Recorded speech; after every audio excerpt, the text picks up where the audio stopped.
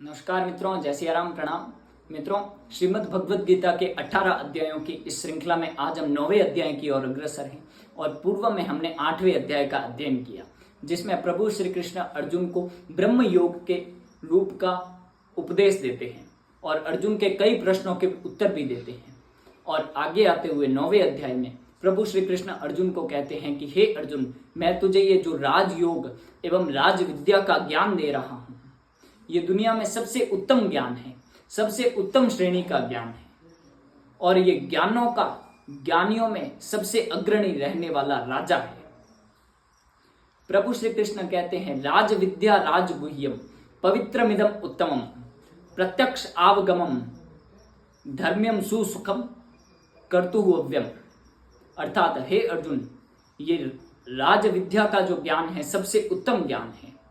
प्रभु कहते हैं कि हे अर्जुन, इस दुनिया के प्रत्येक व्यक्ति में मैं हूं और मेरे अंदर प्रत्येक व्यक्ति है।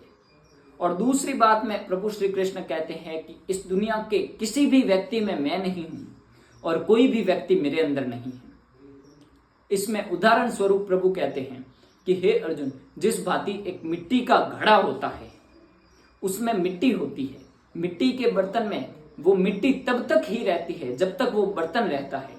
उसके पश्चात जब बिखर जाता है तब वो बर्तन नहीं, केवल मिट्टी रह जाती है। अर्थात जब वो बर्तन था तब मिट्टी उसका साधन थी। और इसी भांति प्रभु कहते हैं, इस संसार में परमात्मा है और पूरे परमात्मा में ये संसार है, लेकिन इस संसार में परमात्मा है भी नहीं और परमात्मा में भी ये संसार नहीं है, सिर्फ साधन के स्वरूप में ही है। और इस प्रकार प्रभु श्री कृष्ण 9वें अध्याय का नाम राज विद्या राज गुह्य योग नामक 9वां अध्याय रचते हैं। धन्यवाद। जय श्री राम, प्रणाम।